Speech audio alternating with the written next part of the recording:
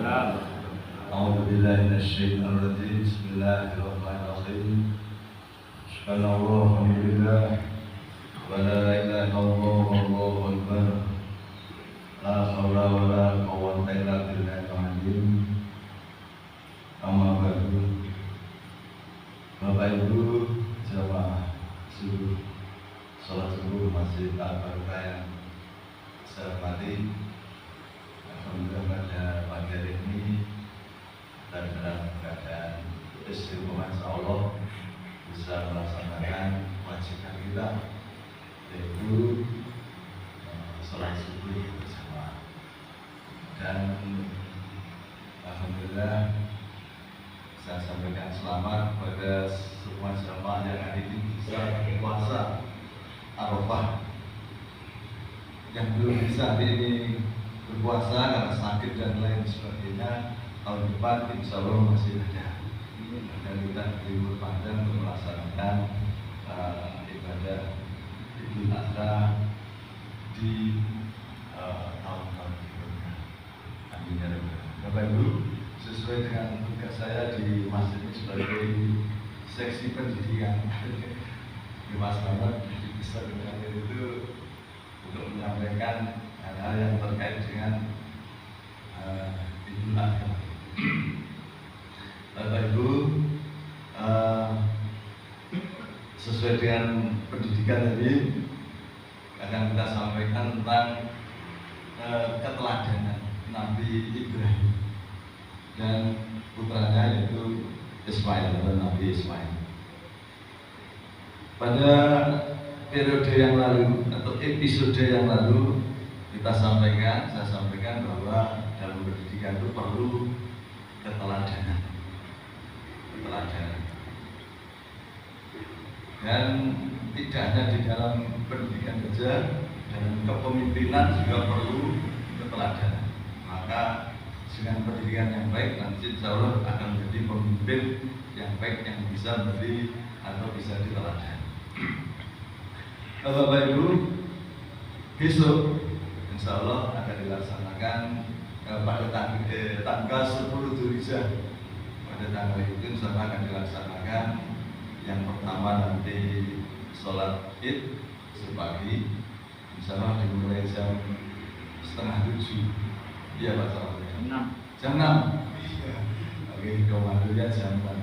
Setelah itu nanti langsung selesai dilaksanakan penyembelihan hewan. Ini benar. Pada sholat Id kan harus ceramah dulu ya. Karena atur itu di Senin. Jadi setelah sholat itu ada rangkaiannya itu. Lepas selesai pulang, sarapan, kemudian penyembelihan hewan kurban. Sarapan di tempat. Sarapan di tempat harus disediakan, ya. Disediakan di tempat penyembelihan hewan. Bapak Ibu, keteladanan Nabi Ibrahim, Nabi Ismail itu oleh Allah Subhanahu wa taala termasuk nabi yang hebat, diabadikan dalam Al-Quran.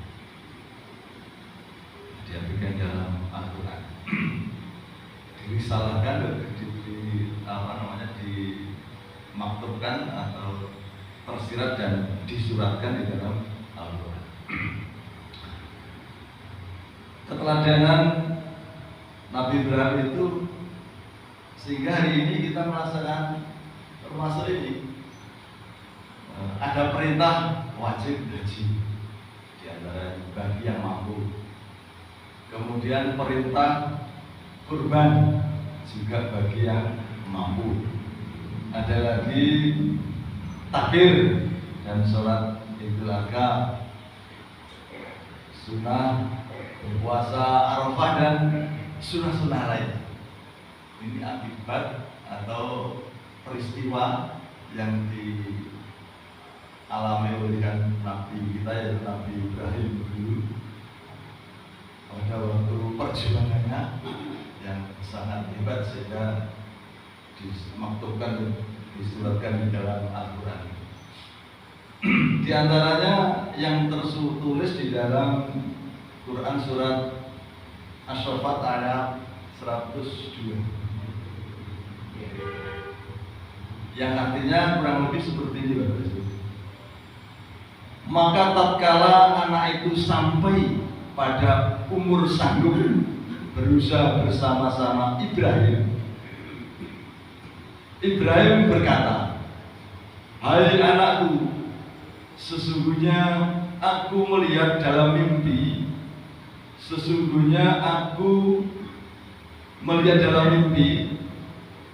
bahwa aku menyembelih kamu. Maka pikirkanlah, bagaimana pendapatmu?" Ia menjawab, maksudnya Kanjeng Nabi Ismail atau Ismail waktu kecil menjawab.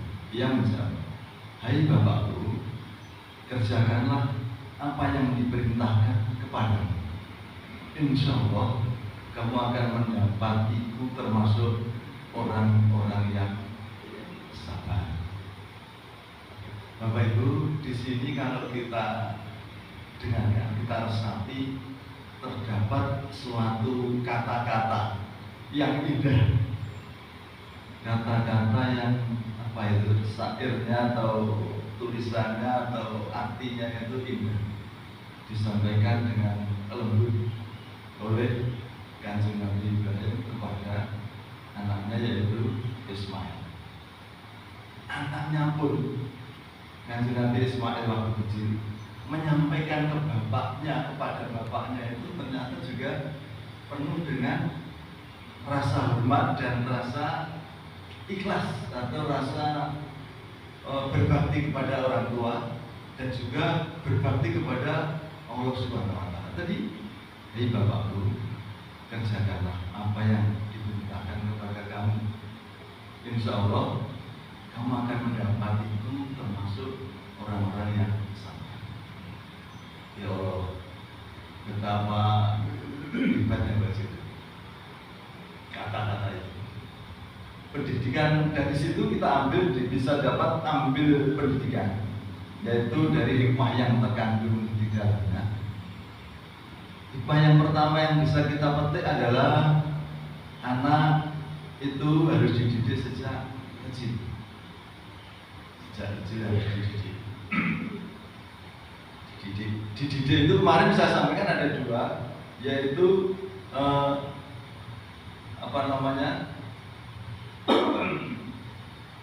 dididik sikapnya dan dididik perilakunya, serta dididik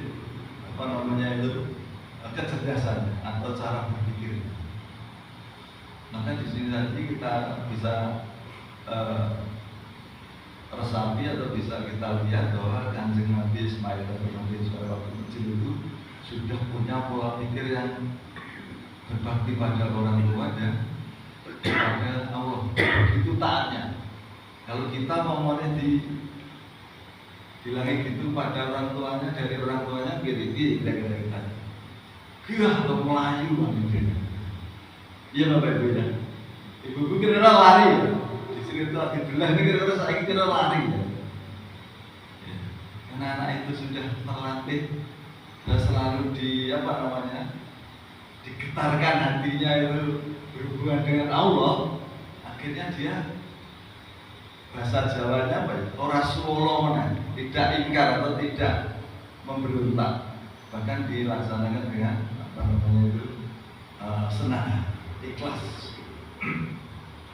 Hikmah yang kedua, dididik dengan santun dan sabar. Seperti yang disampaikan Kanjeng Nabi Ibrahim tadi, dia menyampaikan secara santun dan sabar dengan kata-kata yang indah. Pada saat itu beliau sudah bisa menciptakan kata-kata yang indah itu, kalau tidak orang yang jamolipat tidak bisa. Disampaikan menyampaikan dengan kata-kata yang indah. Insya Allah Bapak Ibu, jika kita bisa mendidik anak-anak dengan kata-kata yang indah, kata-kata yang bisa memberi motivasi, kita akan sukses. Dididik dengan santun dan sabar. Yang ketiga, hikmah yang ketiga adalah anak dilatih berpikir, dilatih bermusyawarah. Masih kecil sudah dilatih berpikir dan bermusyawarah. Tapi beliau Kanjeng Nabi menyampaikan, "Hai anakku, sesungguhnya aku melihat dalam mimpi bahwa aku menyembelihmu, maka pikirkanlah bagaimana pendapat." Ini dia mengajak berpikir anaknya dan mengajak musyawarah anaknya. Bapak Ibu pernah mengajak musyawarah anaknya dulu atau cucu-cucunya? Jadi kalau kamu diberikan baju, pengen warna apa? Uangnya terbatas, ini baju olahraga dulu, baju muslim dulu, atau apa dulu, itu kan diajak musyawarah. Maka dia akan menentukan, belajar berpikir. Itu keistimewanya. Maka dari itu kita perlu melatih. Pak, saya sudah tidak punya anak lagi, ya tidak produk lagi, karena ya cucu-cucunya diajak berlatih berpikir, bermusyawarah itu cucu-cucunya. Nah, hikmah yang keempat, jika kita bisa mendidik itu sejak kecil, kemudian bisa sampai santun, bisa sesuai dengan tanah pendidikan yang bagus, langkah-langkah yang bagus, dilatih berpikir dan juga insya Allah anak kita itu akan berbakti kepada orang tua dan berbakti kepada Allah. Insya Allah begitu. Sebagai Pak Nur ini putranya sejak kecil sudah dilatih bangun pagi. Kalau itu subuh itu hebat ya, berat ya, dilatih. Termasuk pas itu anaknya bangun pagi.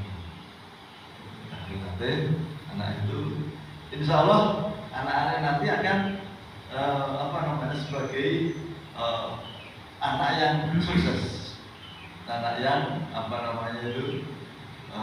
berbakti pada orang tua dan berbakti pada Allah. Insya Allah begitu. Insya Allah demikian.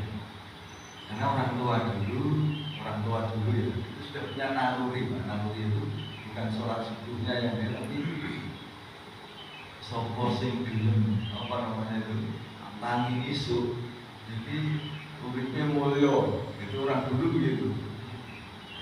Anak-anak mulai dari cita-cita, dia gelem tangi isu, rambang nomor kuwi. Karena kula pernah ini biasa diumum gitu. Jadi itu orang tua dulu juga sudah peka terhadap ini. Akhirnya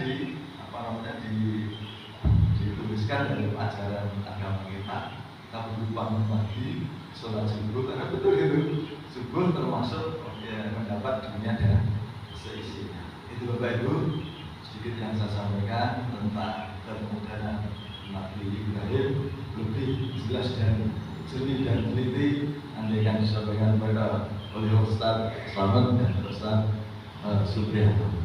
Makanya di sana saya hanya mengingatkan saja pada pagi ini untuk diri kami dan mudah-mudahan ada manfaatnya. Jika ada kekurangan, maaf.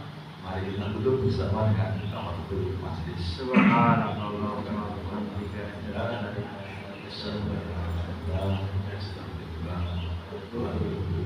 Assalamualaikum warahmatullahi wabarakatuh.